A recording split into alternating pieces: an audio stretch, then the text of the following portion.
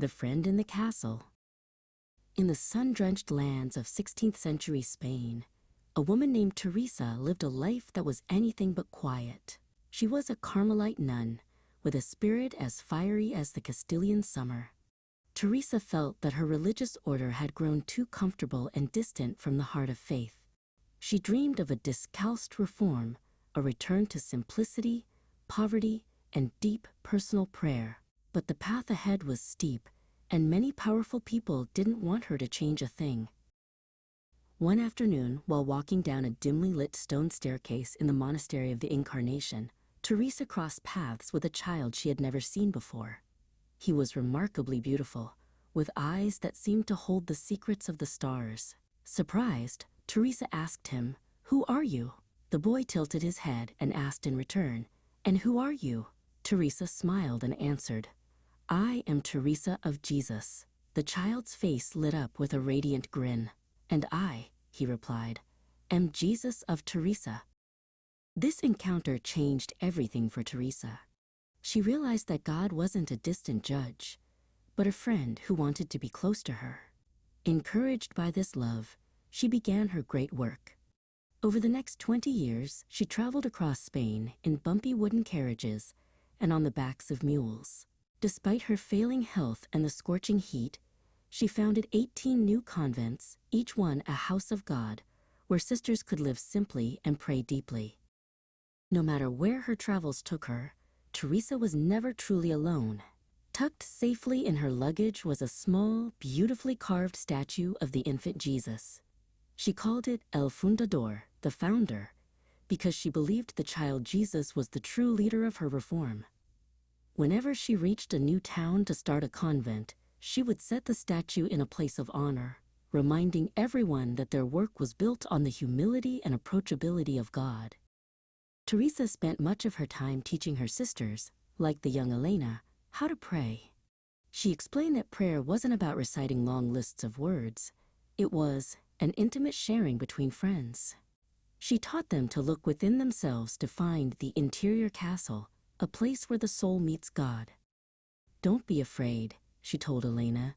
"God is closer to you than you are to yourself. Just talk to him as you would to someone you love."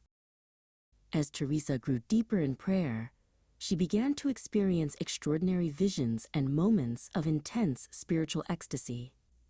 She felt God's presence so strongly, it was as if her heart were being pierced by a golden arrow of love. These moments gave her the strength to face the many critics who called her a restless wanderer or accused her of being a troublemaker. In the quiet of the chapel, the child Jesus remained her constant source of peace. However, Teresa was also very practical. She warned her followers, and even the stern Bishop Rodrigo, not to get distracted by visions or miracles. The point of prayer is not to see things, she argued firmly, but to grow in love and service. She told Rodrigo that some visions were just the result of a tired mind or an overactive imagination. She believed that true holiness was found in doing small chores with great love, not in floating off the ground. The reform was grueling. Teresa faced lawsuits, harsh winters, and even members of her own order who tried to stop her. There were nights when she was so exhausted, she felt she couldn't take another step. In those dark hours, she would look at her statue of the child Jesus and remember his words on the stairs. He wasn't just the Lord, he was her Jesus. This personal bond gave her a supernatural resilience that baffled her enemies.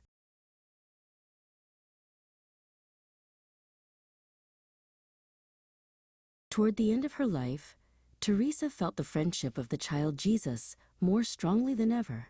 Whether she was writing her books or organizing a new kitchen, she felt him walking beside her. He represented the sacred humanity of God, the idea that because God became a child, he understands every human joy and every human pain. She no longer sought visions. She simply lived in the constant, quiet company of her divine friend.